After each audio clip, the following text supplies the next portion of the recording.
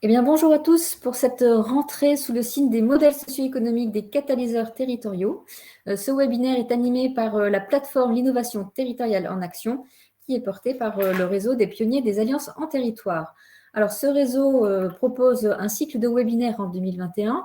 En mars, on a parlé des métiers de la catalyse territoriale. Au mois de mai, on a parlé du fonctionnement d'un catalyseur territoriaux. Et aujourd'hui, nous allons parler des modèles socio-économiques des catalyseurs territoriaux. Alors, aujourd'hui, qu'est-ce qu'on vous propose cette session de webinaire? 4 sujets. On va revenir sur la 7e rencontre qui a eu lieu le 12 juillet 2021, puisqu'au-delà de proposer des webinaires, le réseau organise chaque année une rencontre annuelle avec les catalyseurs territoriaux. Donc, on reviendra sur cette thématique puisqu'elle était dédiée à l'économie de l'Alliance. Ensuite, le Rameau nous rappellera quels sont les fondamentaux des modèles socio-économiques. Et après, on a la chance d'avoir 4 témoignages qui vont venir illustrer les piliers des modèles socio-économiques. On a avec nous le PTCE Vivre les Mureaux, la Fondation Break Poverty, Bordeaux Mécène Solidaire et la plateforme SINDUP. Et puis, on reviendra pour terminer sur le programme d'animation et de diffusion 2021 de la plateforme. Alors, tout de suite sur cette 7e rencontre, donc comme je le disais, le réseau anime chaque année une rencontre annuelle qui réunit tous les catalyseurs territoriaux. La 7e rencontre a eu lieu le 12 juillet dernier, donc était évidemment en format numérique, 210 participants au live, 40 intervenants, et elle était dédiée à l'économie de l'Alliance. Alors, on a traité cette thématique sous 2 angles, l'Alliance et l'économie. Pour ce qui est de l'Alliance, on a eu de nombreux débats très riches sur le jouet collectif et ça nous a permis finalement cette journée de voir quelles ont été les avancées qui ont eu lieu depuis l'année dernière, depuis 2020. Tout d'abord de voir que l'ODD 17 a eu des avancées assez importantes, que ce soit en France, mais aussi à l'international, puisqu'on a eu des tables rondes sur ce sujet. On a pu voir aussi l'évolution des pratiques des organisations, qu'elles soient publiques et privées. On a eu pour cela à la fois des principaux résultats des études impact de l'Observatoire qui nous ont montré comment les élus locaux, comment les associations, comment les entreprises, comment les acteurs académiques notamment ont fait évoluer leurs pratiques sur cette notion de jouet collectif. Et en plus, on a eu en complément et en perspective des témoignages extrêmement intéressants de différents acteurs. Et puis, dernier point sur ce jouet collectif, c'est la valorisation au travers de 4 prismes, avec les politiques publiques de relance, on a eu l'ANCT, les nouvelles du réseau bien sûr, la prime à l'alliance avec le fonds ODD 17, et puis le besoin de voir émerger de nouveaux espaces de dialogue avec la Fondation des territoires. Donc on a vu déjà le jouet collectif au cœur des débats, et puis le deuxième angle de cette journée de l'économie d'alliance, c'était bien sûr l'économie, notion qui était au cœur de nos réflexions, alors avec 3 approches, trois temps. Tout d'abord, un rappel des fondamentaux, donc je ne vais pas y revenir dessus puisque Charles Benoît va les rappeler, mais pour dire que le modèle socio-économique, c'est 3 piliers complémentaires, les richesses humaines, les ressources financières et les alliances. Et sur ces 3 piliers complémentaires, on a eu beaucoup de chance d'avoir de nombreuses illustrations et témoignages qui sont venus donc éclairer chacun de ces 3 piliers. Et comme chaque année, comme chaque rencontre annuelle, on a eu des ateliers de co-développement qui nous ont permis de réfléchir collectivement à comment mieux et plus partager sur les connaissances des modèles socio-économiques et de réfléchir à comment on peut renforcer notre capacité collective à mobiliser chacun de ces 3 piliers. Alors juste pour conclure, c'est que cette journée, elle a été enregistrée et que tous ces témoignages et ces interventions sont à revoir en replay, séquence par séquence, pour plus de facilité et tout ça est accessible sur le site des catalyseurs territoriaux dont vous voyez l'adresse affichée. Alors une fois que on est revenu donc sur cette économie de l'Alliance, je laisse la parole à Charles Benoît Hetzig, président fondateur du Rameau, qui va nous rappeler les fondamentaux des modèles socio-économiques. Merci beaucoup, Élodie. Bonjour à tous. Ravi de vous retrouver en cette pré-rentrée pour évoquer effectivement une question sans doute au cœur de l'actualité, qui est cette question des modèles socio-économiques et particulièrement de l'économie de l'Alliance. Alors, pour ceux qui sont habitués au webinaire sur la reconnaissance des modèles socio-économiques d'intérêt général que nous animons depuis 1 an maintenant, vous ne serez pas surpris d'entendre qu'il est très important de reclarifier finalement la sémantique de ce que l'on entend par un modèle socio-économique. C'est une notion extrêmement variée et qui nécessite finalement de bien redéfinir à la racine de quoi parle-t-on. il y a une grande confusion en France entre finance et économie. L'économie, au sens premier du terme, c'est l'équilibre de la maison. Et quand on a travaillé sur quels sont les piliers de cet équilibre de la maison, on s'est rendu compte que quelle que soit l'organisation, publique, privée, associative, entreprise, cet équilibre était sur 3 fondamentaux que sont, 1, les richesses humaines, leur diversification est un élément majeur aujourd'hui, 2, les ressources financières, celles qui permettent de donner de l'énergie pour faire fonctionner son activité, et puis celle des alliances, puisque de plus en plus, effectivement, cette question devient structurante dans les modèles socio-économiques et nous allons en voir les raisons. Donc, rappelons d'abord que c'est un équilibre, l'équilibre de la maison dont il est question dans le modèle socio-économique, ce n'est pas d'abord une question financière, et que ces 3 piliers sont essentiels, également essentiels, les richesses humaines, les financements et les alliances. Alors, si on rentre dans cette notion de l'économie d'alliance, elle a été modélisée dès 2013 à partir toute la diversité des 6 modèles que l'on peut retrouver finalement dans tout écosystème et dans tout système économique. Celui du modèle public, celui du modèle économique de l'entreprise, celui du modèle financier, celui de l'économie de la personne, mais aussi l'économie de l'alliance et finalement l'économie de la solidarité. Et dans ce cadre-là, ce qui est intéressant dans cette économie de l'alliance, c'est qu'en fait, elle est un assemblage, elle est finalement un alliage entre, d'une part, les modèles socio-économiques de production de biens et de services, qu'on appellera l'économie de marché, bien évidemment, et puis de l'autre côté, l'économie de redistribution, l'économie de l'engagement qui, dans toute société, est celle qui permet d'assurer les solidarités collectives. Et ce que l'on s'aperçoit depuis, grosso modo, le début des années 2000, c'est qu'entre cette économie de marché et cette économie de solidarité est en train d'émerger une capacité à, finalement, assembler des complémentarités pour pouvoir trouver des solutions à grande échelle là où elles n'existent pas. Et j'insiste lourdement sur le fait que c'est de cet finalement assemblage que les pays du Sud, en 2015, au moment de la signature des objectifs de développement durable, ont exigé des pays du Nord qu'il y ait un 17e objectif, pas simplement un objectif systémique sur les 16 défis à relever, mais un 17e défi, celui de l'ODD 17, qui est comment est-ce que l'on peut concrètement, finalement, faire alliance pour répondre là où aucun des acteurs seuls ne peut répondre. Et donc, cette économie d'alliance, celle qui est une passerelle entre finalement ces dynamiques-là, eh bien, est un élément extrêmement structurant, extrêmement innovant, extrêmement, j'allais dire, presque déstabilisant, puisqu'il ne s'agit pas d'un acteur de faire seul, mais de savoir comment s'allier avec d'autres pour pouvoir en user la complémentarité. Et donc, ce qui est intéressant lorsque l'on creuse cette économie de l'alliance, c'est de voir finalement quels en sont ses fondements.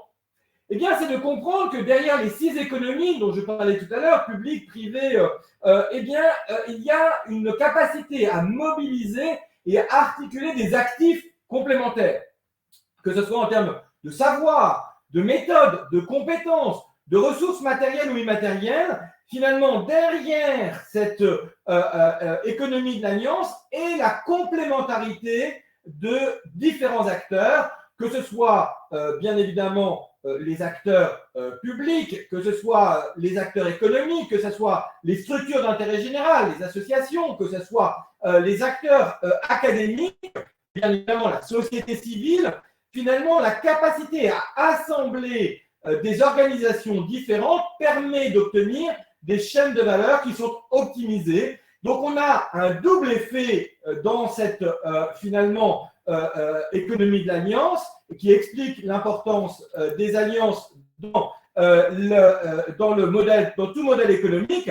C'est que ça va à la fois apporter une création de valeur, parce qu'en croisant des regards et des complémentarités différentes, on va voir des choses que les uns et les autres ne voient pas. Ça, on le connaît très bien sur les territoires depuis les années 80, la décentralisation, le poids renforcé du tissu associatif d'intérêt général aux côtés des collectivités territoriales en a été l'un des précurseurs. Hein, c'est comme ça, rappelons-nous, qu'est née l'insertion par l'activité économique, c'est comme ça qu'est née la médiation sociale, c'est comme ça qu'est né le service civique. C'est bien dans cet alliage et dans cette alliance entre des acteurs différents que l'on a une création de valeur différente. Mais c'est aussi, et aujourd'hui, bien évidemment, dans le contexte actuel de raréfaction des ressources, une source de frugalité, parce que bien évidemment, si on s'allie ensemble, eh bien c'est quelque chose que je ne vais pas être obligé moi-même de faire tout seul, et donc ni mes ressources humaines, ni mes propres financements ne peuvent être mobilisés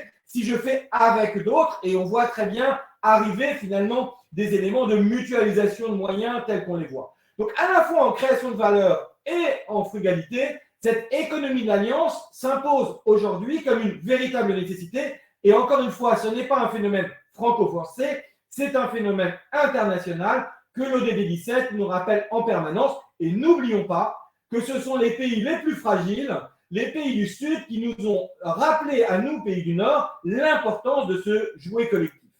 Alors, l'équation de l'économie de l'alliance, quand il s'agit des catalyseurs territoriaux, est très importante. Pourquoi ? Parce que au cœur, si on voit au cœur cette capacité d'innovation sociétale, pour ceux qui ont participé à la 7e rencontre des pionniers des alliances en territoire le 12 juillet dernier, je rappelais qu'on est capable aujourd'hui d'avoir une forme de balance scorecard qui nous amène des enjeux et des envies jusqu'à la mobilisation des actifs, qui nous permet de pouvoir aujourd'hui définir des modèles socio-économiques collectifs durables. Eh bien, on voit bien que ces innovations sociétales, elles ont besoin en amont d'un savoir partagé. Comment est-ce qu'on peut finalement mutualiser le retour d'expérience de terrain des différents acteurs?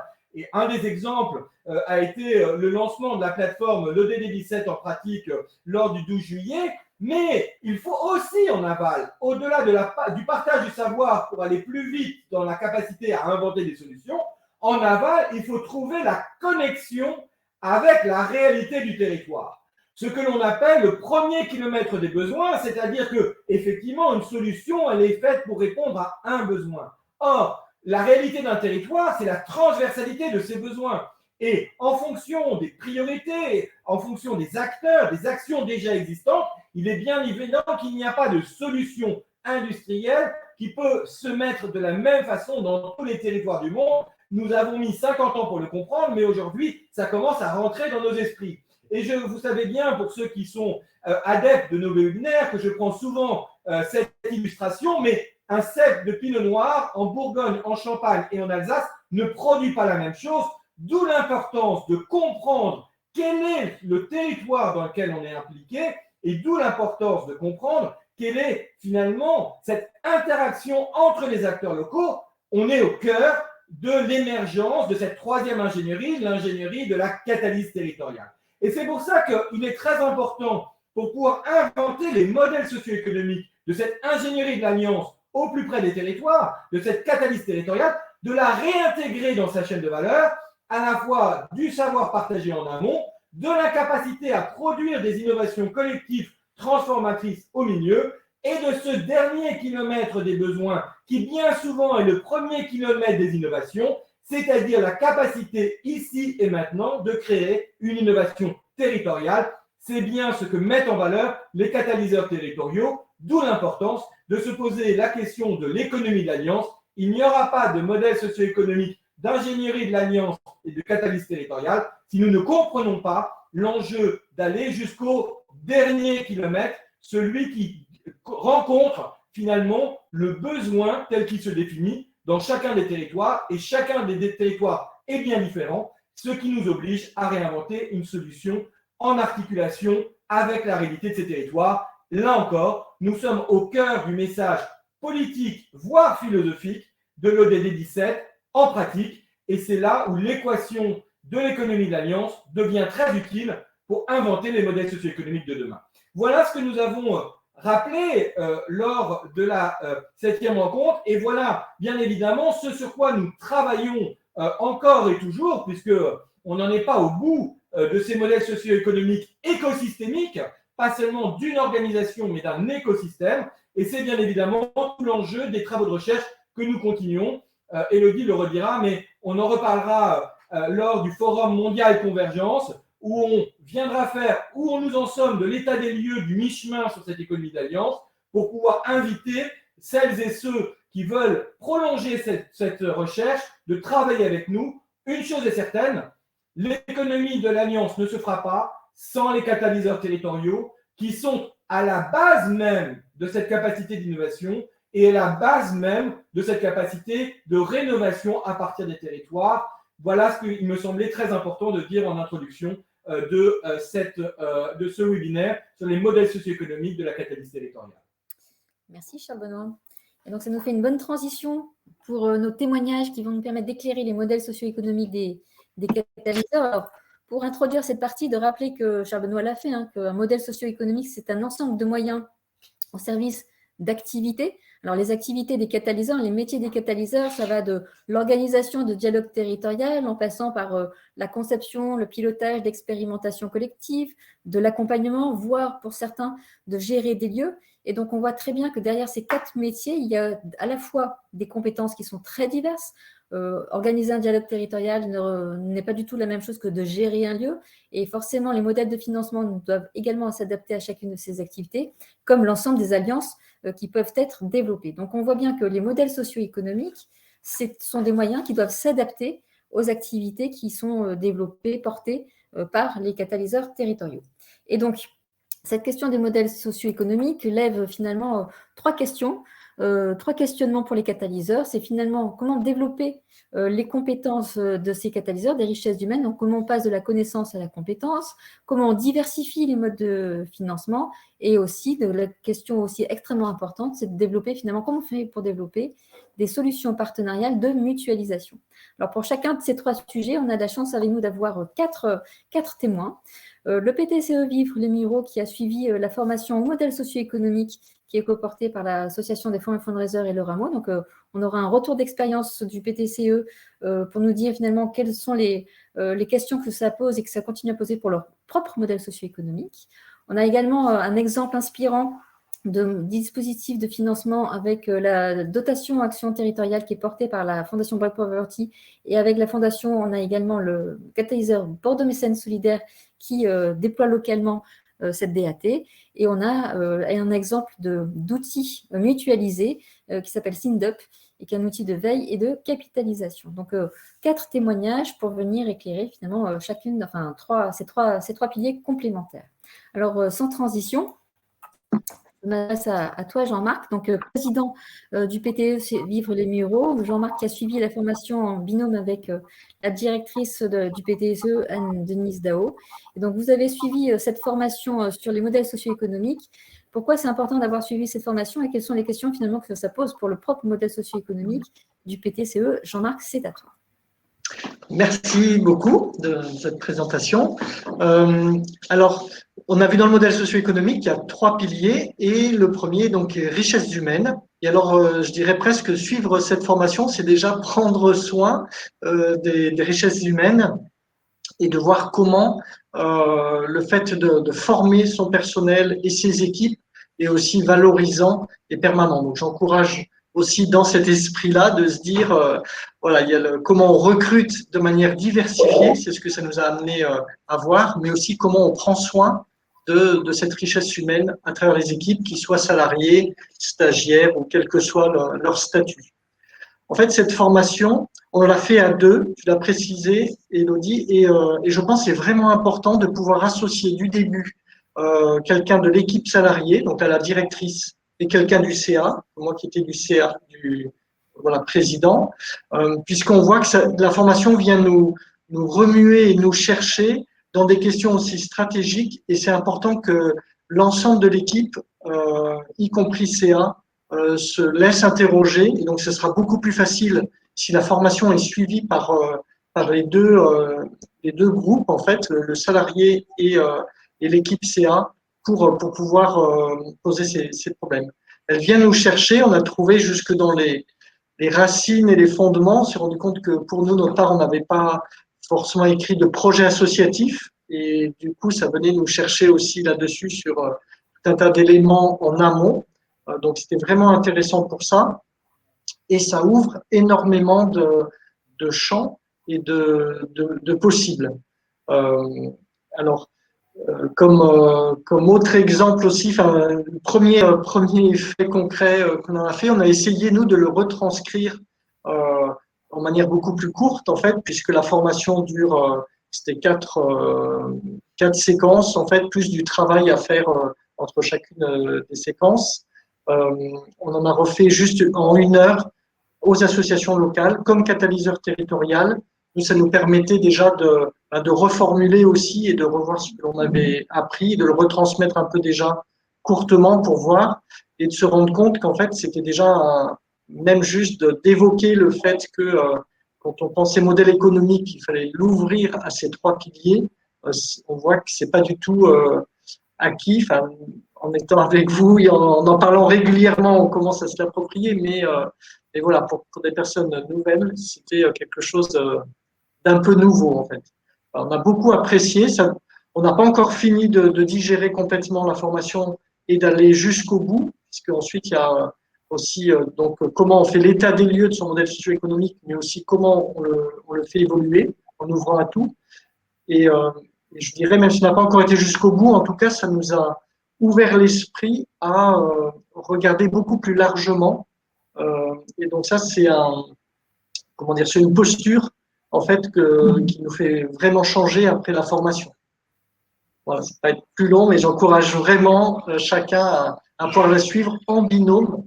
Et ça, j'insiste vraiment là-dessus parce que je pense que on avait des personnes qui le suivaient tout seul et du coup, il y avait cette difficulté après avec le CA de voir comment le creuser ensemble.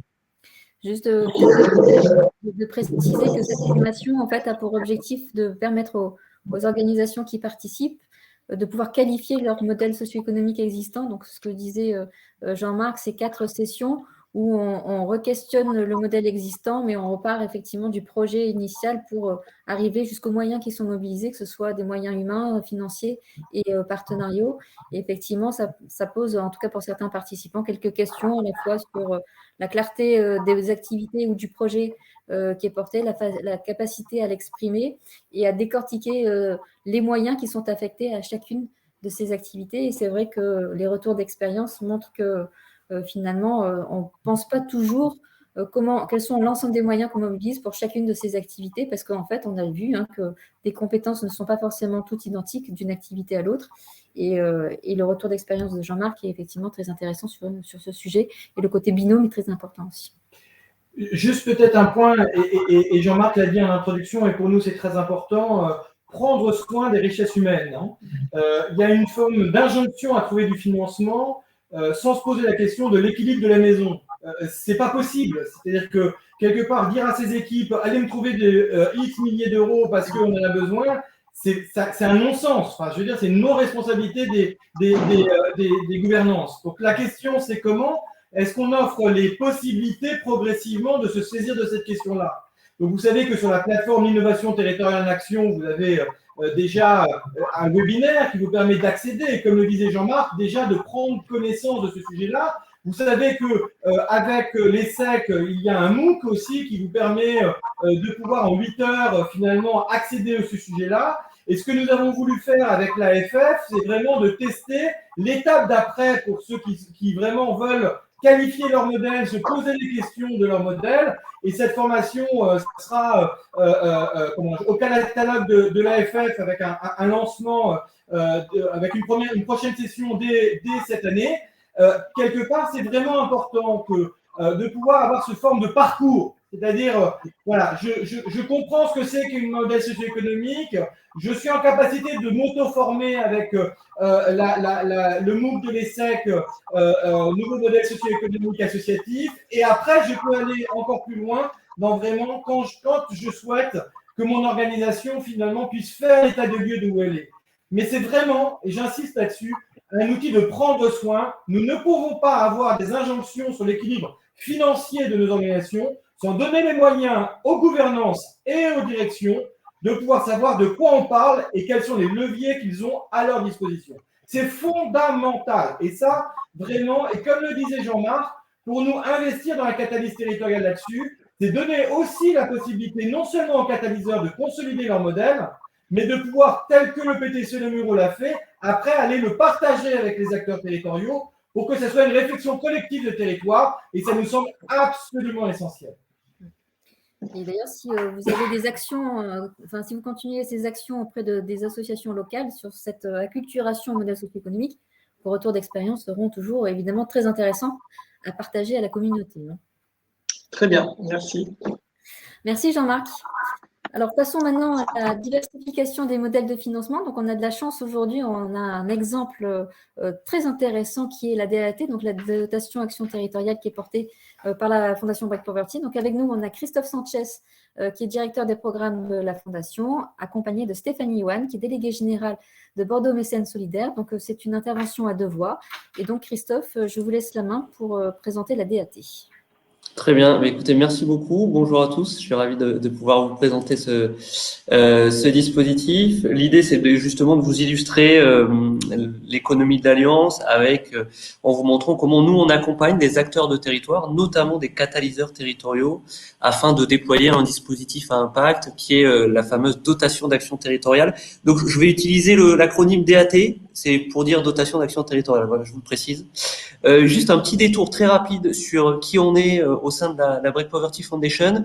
On a une action qui est focalisée sur la prévention de la pauvreté des jeunes. Pourquoi? Parce que le constat initial qu'on a fait, c'est qu'il y a un fort déterminisme social qui existe en France, donc une forte reproduction de la pauvreté. L'OCDE dit sur 21 pays, la France est 20e. Et nous, pour casser ce déterminisme, on a la conviction qu'il faut agir dès le plus jeune âge. Il y a une statistique assez frappante qui dit qu'aujourd'hui, le niveau de diplôme en France, il conditionne à 50% votre niveau de vie futur. Donc, il faut travailler en amont. Et donc, ça veut dire que très concrètement, on est une fondation qui se focalise sur les publics 0 à 25 ans et qui finance des associations qui agissent soit sur la petite enfance, 0 à 3 ans, soit sur l'accompagnement scolaire, ce qu'on appelait ici la lutte contre le décrochage scolaire. Et enfin, le dernier sujet, c'est l'insertion professionnelle. Pas mal d'autres acteurs philanthropiques font ça. Je dirais qu'une de nos spécificités, c'est ce que vous avez dans la partie basse là, de la slide, c'est la manière dont on agit. Et là, il y a deux éléments qui sont assez consubstantiels à ce qu'on fait. Le premier, c'est l'approche territoriale, c'est le fait que nous, dès lors qu'on finance une association ou un projet associatif, c'est qu'il répond à une problématique identifiée sur un territoire. Donc, on parle toujours des besoins du territoire plutôt que de l'association. Ça, c'est assez important dans tout ce qu'on met en place. Et le deuxième élément, c'est qu'on est persuadé que sur ce combat, il faut être plusieurs organisations, vous l'avez pas mal évoqué en introduction, mais donc on prend pour une mobilisation collective des acteurs, ça veut dire quoi? Ça veut dire que sur l'essentiel des dispositifs qu'on va financer, on essaye d'impliquer les entreprises, ça c'est le premier élément. Et le deuxième élément, qui peut paraître anodin, tant les acteurs publics sont dépositaires de l'action sociale, et ça on y croit fondamentalement, c'est que nous, dans ce qu'on met en place, on travaille en lien étroit avec les collectivités locales, ce qui n'est pas toujours le cas des acteurs philanthropiques, mais en tout cas, nous, c'est une conviction très forte qu'on a. De ces convictions et notamment de ces domaines d'intervention que nous suivons, est né un dispositif dont je vais vous parler là, qui s'appelle la dotation d'action territoriale. Alors, on est conscient que c'est pas le nom le plus sexy pour sensibiliser tout le monde. Ceci dit, pour vous en dire un petit peu plus sur la dotation d'action territoriale, ça part d'un constat assez simple, c'est le fait qu'aujourd'hui, le mécénat social, donc le fait que des entreprises s'engagent sur des causes sociales, est assez peu développé en France. En gros, on va dire qu'on a 2% des entreprises qui font du mécénat social aujourd'hui en France. Et nous, la conviction qu'on a eue très rapidement, c'est que s'il y a aussi peu d'entreprises qui s'engagent sur des sujets sociaux, des sujets notamment de prévention de la pauvreté des jeunes, c'est pas forcément un manque de volonté de leur part, mais on a au moins deux freins qu'on a clairement identifiés. C'est le premier, la difficulté de découvrir un monde qu'on ne connaît pas. Quand on est une entreprise, on ne connaît pas forcément le monde social, on n'a pas forcément les compétences en interne qui nous permettent de dire ce projet associatif est pertinent, celui-là l'est moins. Donc ça, c'est un premier élément. Et un deuxième élément qui est beaucoup revenu, c'est on a fait des dons dans le passé, on a fait du mécénat, on n'a jamais eu de suivi. Donc ça, c'est quelque chose qui est beaucoup revenu dans l'étude qu'on avait fait initialement.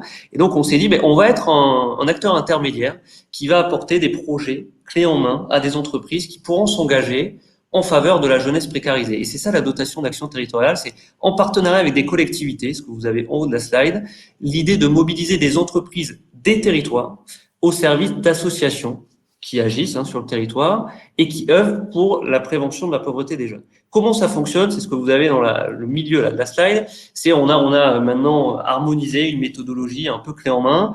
Très concrètement, ça fonctionne en 4 étapes. En lien avec une collectivité, enfin, on a une première étape qui est une étape de diagnostic territorial. Donc là, ça consiste à se dire, on parle de combien de jeunes en difficulté, on parle de quel trou dans la raquette aujourd'hui sur le territoire? Est-ce qu'il y a des sujets qui ne sont pas traités par les dispositifs de droit commun et que nous, on peut derrière booster avec du mécénat d'entreprise? Une fois qu'on a fait cette première étape de diagnostic, on va aller sélectionner des projets associatifs qui répondent à ces problématiques. Je vais vous donner un exemple à Romans-sur-Isère. On a un taux important de décrochage post-bac. Beaucoup de jeunes passent le bac, mais après, ils doivent partir à Valence, à Grenoble, à Lyon pour continuer à étudier. Et donc, on s'est dit très vite, faisons venir l'université à Romans-sur-Isère. Donc là, on a sourcé un projet, identifié un projet qui s'appelle la Digital Academy, qui permet d'avoir un campus qui permet d'étudier plus de 3000 formations du supérieur à distance. Donc ça, c'est un exemple de projet. Donc en fait, ici, ce qu'on va faire, c'est qu'on va sélectionner un ensemble de projets associatifs. Je ne vais pas rentrer trop dans la mécanique, mais qu'on va un peu trier sur le volet. Et c'est ça qu'on va présenter en troisième étape à des entreprises en leur disant, écoutez, aujourd'hui, si vous voulez vous engager sur votre territoire, là, vous avez des projets qu'on a triés pour vous et qui permettent de toucher 500, 1000, 2000 jeunes.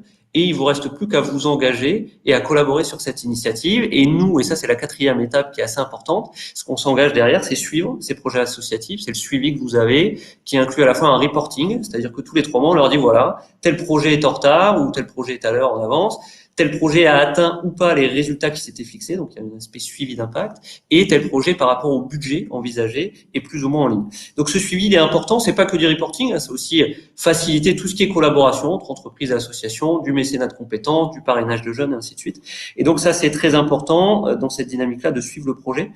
Donc ça, on l'a testé, cette approche, on l'a testé nous sur 3 villes, à Break Poverty, Romans-sur-Isère, Béthune et Nantes. On a eu des résultats assez intéressants, on va en reparler après, et notamment quand je te laisserai la parole, Stéphanie. Mais en gros, pour vous dire, on a aujourd'hui sur les villes sur lesquelles on a testé le dispositif, ça représente à peu près 200 000 euros par an qui sont levés sur les territoires, ce qui représente le financement de 7 associations à hauteur de 30 000 euros. Donc, si vous faites le calcul, on est à peu près sur 200-210 000 euros, et en sachant que les financements durent à chaque fois au moins 3 ans.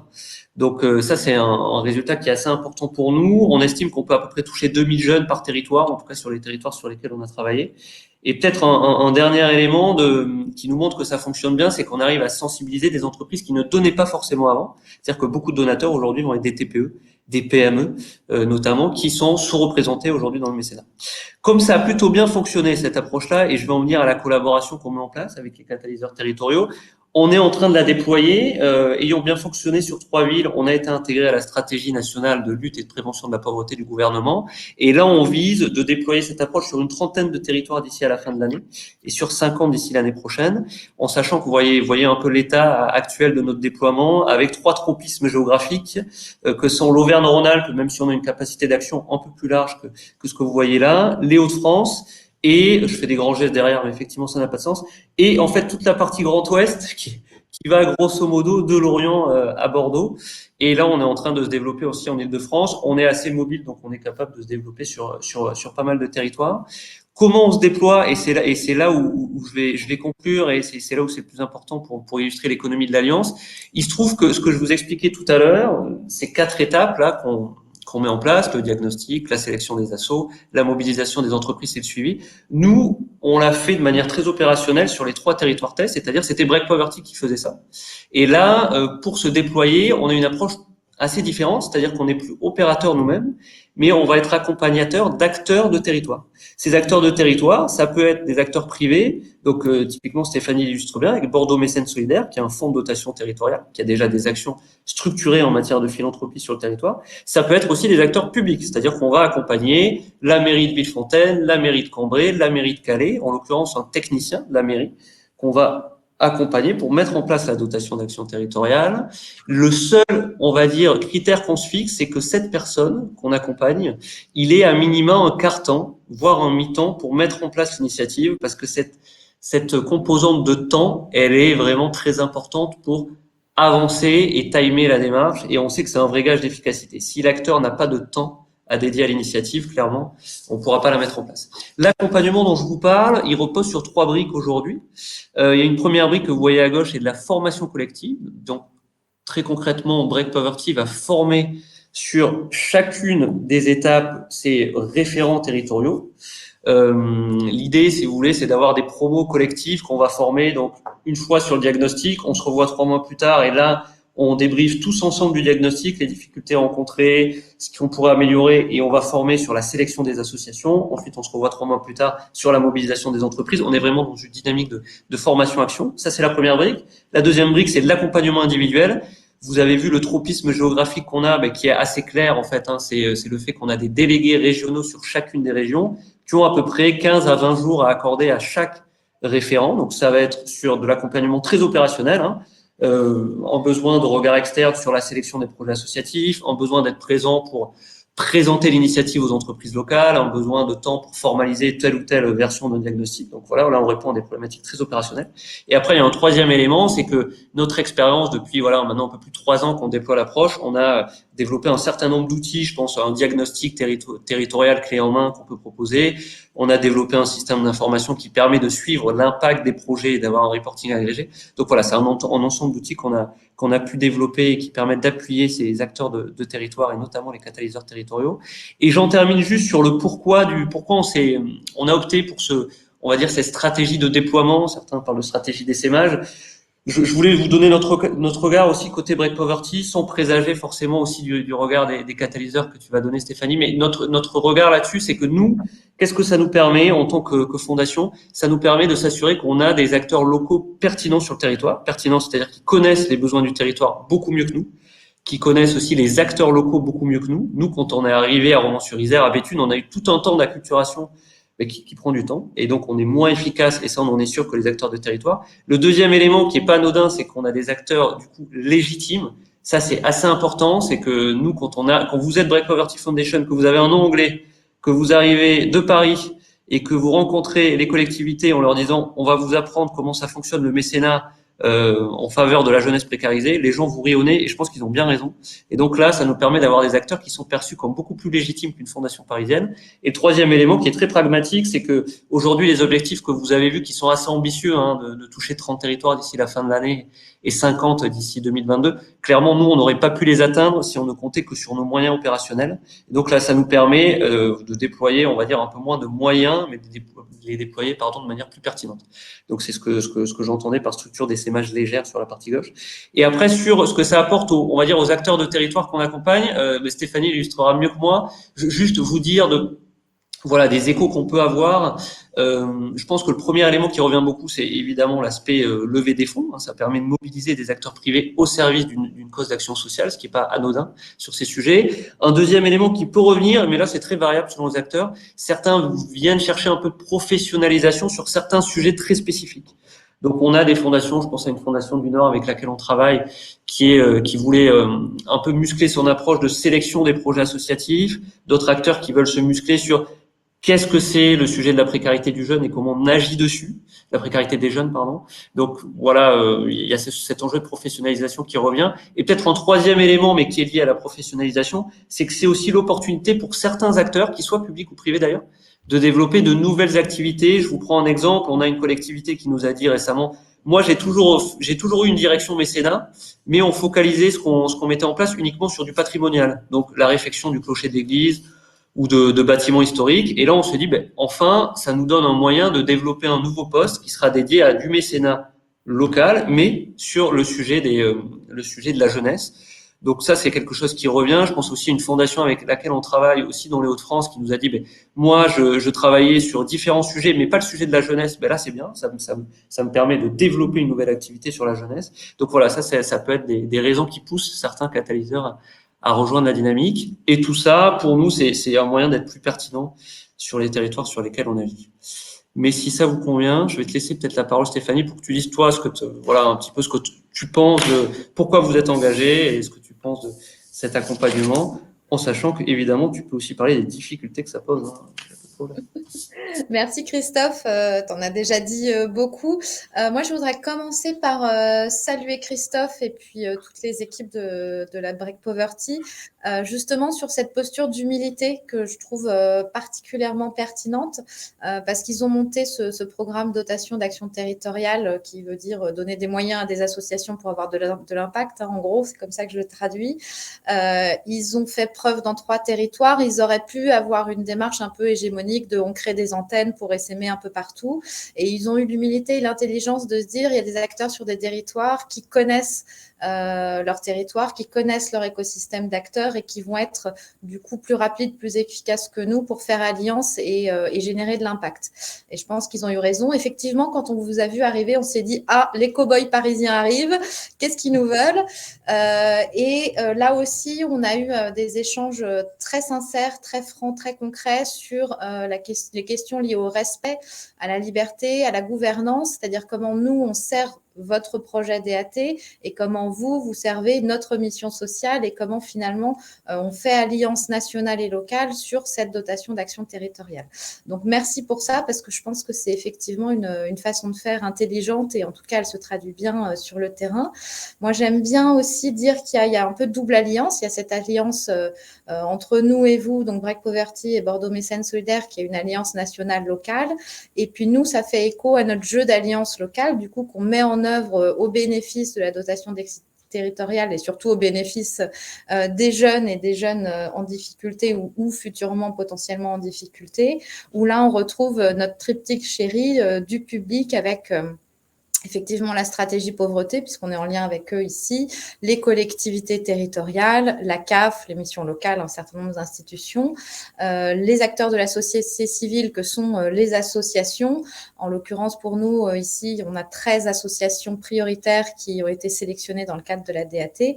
Et puis, évidemment, le privé, c'est-à-dire l'entreprise sous toutes ses formes, avec beaucoup de mécénat financier, mais aussi beaucoup de mécénat de compétences et d'accompagnement de projets, parce que l'échelle territoriale et de proximité permet ça. Pour parler un peu plus de la DAT, quelques éléments sur où est-ce qu'on en est. En 3 mois, on a pu mener un diagnostic territorial qualitatif et quantitatif avec vous de grande qualité, qui est très reconnu ici. Je suis encore sollicitée pour le partager avec beaucoup d'acteurs. Ensuite, pendant 3 mois, on a sélectionné ces 13 projets prioritaires avec un choix qui est vraiment éclairé parce qu'on a trouvé au niveau quanti et quali sur le diagnostic et avec un comité de pilotage qui est mixte, public-privé, société civile et où Break Poverty a sa part au même titre que les autres. Et depuis 6 mois, on a effectivement collecté 200 000 € sur l'objectif de 600 000 en 3 ans. Donc, j'espère que d'ici 3 ans, comme on est pour l'instant dans les clous, on aura pu trouver une solution pour 10 626 jeunes. Donc là, on est vraiment très précis et ça aussi, ça nous aide beaucoup. L'accompagnement Break Poverty, alors de temps en temps, ils nous disent « mais finalement, Bordeaux Mécènes Solidaires, c'est déjà votre métier, vous faites déjà ça, est-ce que vous avez vraiment besoin de nous ?» Peut-être qu'on aurait pu le faire sans vous, mais je pense qu'on aurait été moins efficace et moins pertinent sur cet axe-là. Il y a vraiment une méthodologie qui est rythmée à la fois par des temps de formation et à la fois par des livrables, très clairement, qui nous met une dynamique, une motivation, j'ai presque envie de dire un engouement pour cette dotation d'action territoriale. On a des kits d'outils derrière les formations. À chaque fois, on reçoit un kit avec tous les outils, les modèles types de présentation. Alors nous, on se les approprie, on les charcute, on les refait, mais n'empêche que c'est beaucoup plus facile que de partir d'une page blanche et donc ça nous sert énormément. On apprécie aussi beaucoup et de plus en plus, puisqu'on était le tout premier territoire à se lancer, on s'est lancé à la fin du premier confinement pour le diagnostic. Maintenant, on a des petits copains, donc ça, c'est vraiment sympa. Le partage d'expérience et le sentiment qu'on n'est pas isolé sur son territoire et qu'on participe à un tout qui est global. C'est un peu l'esprit du colibri, c'est-à-dire qu'on fait notre part sur notre territoire et que si chacun fait sa part sur son territoire, d'ici quelques années, on aura vraiment pu casser et tordre le cou à ce problème d'ascenseur social qu'on est de déterminisme qu'on a pour les jeunes en France. Et finalement, Break Poverty se poste effectivement en formateur, accompagnateur, facilitateur, accélérateur, parce que c'est des prises de rendez-vous qui se font avec vous, grâce à vous, ça c'est important aussi. Et puis un peu aussi le garant d'une cohérence et qu'on ne perd pas de vue l'objectif final qui est l'ascenseur social qui refonctionne et une chance pour tous les enfants et les jeunes de notre pays. Donc ça, c'est très important. Et après, il y a une vraie expertise, conseil sur des problématiques et des points donnés. Et la Fondation a il y a plusieurs Christophe. Christophe a pas mal de prénoms. Je vois Charlotte à côté. Nous, c'est Juliette énormément. Mais ils sont aussi capables d'avoir cette agilité et d'aller chercher chez eux ou autour d'eux les compétences qui nous manquent. Voilà sur les points. Et puis peut-être pour reboucler avec l'intervention d'avant, en tant que directrice de fonds de dotation, enfin il y a un fonds de dotation plus une association, il y a une double structure aujourd'hui. Moi, j'ai aussi utilisé Break Poverty pour prendre soin au niveau RH et faire monter en compétence des personnes de mon équipe. Donc Christophe, tu parlais tout à l'heure d'une personne dédiée. Chez nous, c'est une équipe où on se répartit un peu les tâches en fonction des compétences et où on travaille ensemble parce qu'on aime travailler en équipe. On est une toute petite équipe, mais on aime faire équipe. Ça nous donne du cœur à l'ouvrage. Et c'est clairement un outil qui a été utile dans le prendre soin et monter en compétences. Donc pour ça, merci aussi. Voilà sur le témoignage et je suis disponible pour vos questions. Eh bien, merci Stéphanie. Il y a déjà pas mal de questions qui sont posées sur le dispositif, donc il ne faut pas hésiter à continuer à poser vos questions. Je vois que l'équipe Break Poverty commence à y répondre, mais n'hésitez pas à continuer. Oui, Charles. Et juste un point, parce que ce que Christophe disait, et je pense que c'est vraiment important, et ce qui est souligné finalement par le témoignage de Stéphanie, c'est vraiment ce qui est ressorti dans la mission ministérielle, accélérer les alliances entre associations, entreprises, collectivités territoriales, c'est cette articulation nationale territoriale, où il y a vraiment un jeu d'acteurs et une complémentarité d'acteurs où chacun finalement peut donner l'excellence qui est la sienne pour trouver à la fois la plus grande création de valeur et la plus grande frugalité. Et je trouve que merci à tous les deux parce que vous êtes extrêmement humbles dans la façon dont vous rendez compte de vos actions à l'un et à l'autre, l'un au niveau national et l'autre au niveau territorial. Mais c'est vraiment ça qui est en train de s'inventer. C'est cette ingénierie de l'alliance qui est en train de s'inventer. Et je crois que ce que le gouvernement a voulu mettre en avant l'année dernière avec la feuille de route ministérielle qui a été fait, c'est vraiment, il faut que ça devienne finalement une généralité. Il faut qu'on passe de ces exemples inspirants à une vraie généralité. Et c'est exclusivement par les femmes, les hommes, les organisations et cette dynamique qui se met en place qu'on pourra le faire. Donc, merci beaucoup pour votre témoignage, parce que franchement, l'humilité dont l'un et l'autre fait preuve est le cœur, sans doute, de la réalité de ce qu'on est en train de vivre aujourd'hui. Et je me permets juste, Élodie, juste avant de prendre la suite, un petit dernier mot, donc de vous dire que nous, on rêve d'avoir d'autres acteurs qui se joignent à la dynamique comme Bordeaux Mécènes Solidaires. Tout le monde ne sera pas aussi fort que Bordeaux Mécènes Solidaires, mais en tout cas, on est là pour accompagner, et vous l'avez compris, on est en plein déploiement, donc que ça soit des collectivités, que ça soit des associations de territoire, que ça soit des fondations territoriales, tout type d'acteurs locaux qui peut être intéressé, on serait ravis, et n'hésitez pas à nous contacter, de continuer à déployer ce dispositif avec toutes les bonnes volontés du monde qui souhaitent s'y engager. Voilà. Alors, il y a une dernière question pour Stéphanie, mais si Stéphanie peut y répondre directement dans le petit fil, c'est les difficultés éventuelles que vous avez rencontrées pour mettre en œuvre la DAT.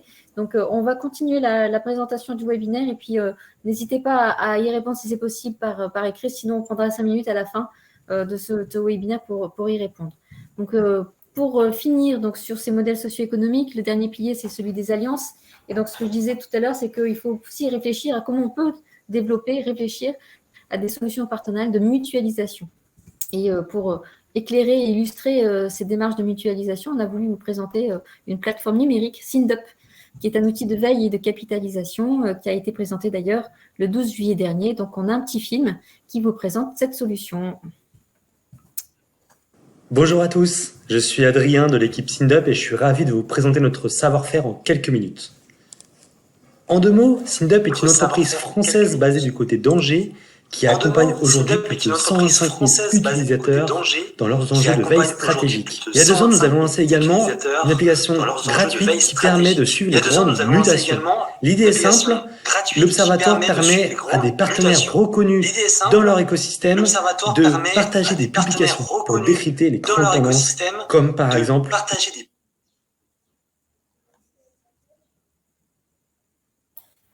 On va remettre le film.